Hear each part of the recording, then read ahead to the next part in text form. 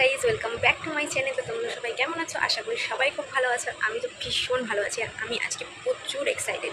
তার কারণ হচ্ছে ফাইনালি আমি আজকে যাচ্ছি পুজোর শপিং করতে। গাইজ ভাবতে পারছো, যাই হোক অনেকটা মজা হচ্ছে। তো বেশি দেরি করবো না, আর ট্রেন টাইম হয়ে যাচ্ছে, তো ঝটপট রেডি হবো। রেডি হয়ে যাই না তোমাদের সাথে দেখা করতে পারবো কিনা, কারণ অলরেডি ট্রেনের টাইম প্রায় হয়ে গেছে, তো তাড়াতাড়ি করে যাবো।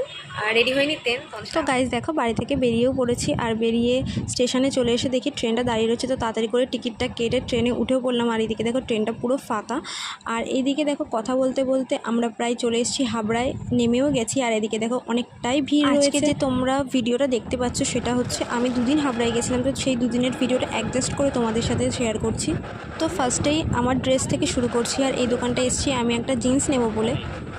তো এই দোকানে আসার পরে এই আঙ্কেলটা আমাদেরকে অনেকগুলোই জিন্স দেখাচ্ছিলো, কোনোটা আমার আছে বা কোনোটা পছন্দ হচ্ছে না। তো ফাইনালি আমি একটা জিন্স নিয়েছিলাম। তো তোমাদের তো বাড়ি এসে সবটাই শেয়ার করবো, হয়তো এই ভিডিওতে শেয়ার করতে পারবো না, বাট নেক্সট কোনো ব্লগে তো অবশ্যই শেয়ার করব। দেন এই দোকানটা থেকে আমার একটা ড্রেস পছন্দ হয়ে গেছিলো, বাট আমি নিতে পারিনি, যেহেতু আমি একটু বেশিই রোগা, যার জন্য এই ড্রেসটা আমাকে মানাতো না। এই যে সাদা যে পিঙ্কের যে ড্রেসটা দেখালাম তোমাদের, তো তাই জন্য আমি আর ড্রেসটা নিতে পারলাম না। আর এইদিকে দেখো আয়না দেখলে আমার যে কাজটা আমি করে নিলাম। নেক্সট এই দোকানটায় চলে আসলাম, এসে ভাইয়ের জন্য আর বাবার জন্য শার্ট, টি শার্ট আর জিন্সের প্যান্ট নিয়ে নিলাম। আর এই দোকানটাই জানো তো ভিডিও করা অ্যালাউ ছিল না, তবুও আমি লুকিয়ে ভিডিও করেছি। তো ওই দোকানটা থেকে মা একটা শাড়ি নিয়ে নেক্সট এই দোকানটাই চলে আসলো। সেম এই দোকানটাতেও জানো তো ভিডিও অ্যালাউ ছিল না। আমি জানি না কেন, ভিডিও করলে কী হয় ওদের প্রবলেম। তো যাই হোক ভিডিও করতে দিচ্ছিল না, তাও আমি লুকিয়ে লুকিয়ে যতটুকুনি তোমাদের সাথে শেয়ার করতে পেরেছি তোমাদের সাথে শেয়ার করছি। আর এদিকে জানো তো বোন, এই যে দেখতেই পেলে বোন কতটা ডিস্টার্ব করছে, তো ও তো কিছু দেখতেই দিচ্ছিল না, তবুও মা অনেকগুলো জিনিস দেখছিল। আর মামি তো বোনকে সামলাতে পারছে না, আমিও পাচ্ছি না। এদিকে দেখো টানাটানি করছে, আর এদিকে মা তো শাড়ি দেখছে। তো অনেকগুলো শাড়ি দেখাচ্ছিলো, ফাইনালি পছন্দ হচ্ছিল না, একটা পছন্দ হয়ে গেল।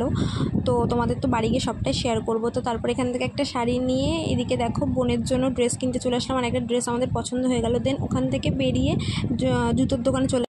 তো আমরা যে ফার্স্টে দোকানটা এসেছিলাম ওখানে না একটা জুতো আমাদের পছন্দ হয়নি, তো ভাবলাম আরেকটা দোকানে যাই। তো সেইখানে গিয়ে আমাদের জুতো পছন্দ হয়ে গেল, তো সেখান থেকে আমার মার ভাইয়ের জন্য জুতো কিনে নিলাম। তো তারপরে না শপিং করে অনেকটাই গরম লেগে গেছিলো, তো সেই জন্য লস্যিও খেয়ে নিলাম। আর এই যে হাবড়ার ফেমাস বাচ্চার বিরিয়ানি, তো এখান থেকে বিরিয়ানি নিয়ে ট্রেনের জন্য ওয়েট করছিলাম।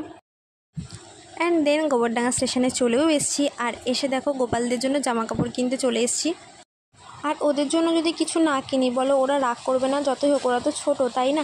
আর এই দোকানটায় না প্রচুর সুন্দর সুন্দর ড্রেস ওদের জন্য, রাধাকৃষ্ণ গোপালদের জন্য ভীষণ ভালো লাগে। আর আমি যখনই ওদের জন্য কিছু কিনি না এই দোকানটা থেকেই কিনি, আর এই দোকানের জিনিসগুলো প্রচুর সুন্দর। আর তারপরে ওদের জন্য পছন্দ করে জামা কাপড়ও কিনে নিলাম, আর প্রত্যেকটা ড্রেসই এতটাই সুন্দর, ভাবছি কোনটা ছেড়ে কোনটা নেব। তো যাই হোক একটা ড্রেস তো আমি নিয়ে নিয়েছি ওদের জন্য তো নিতেই হতো।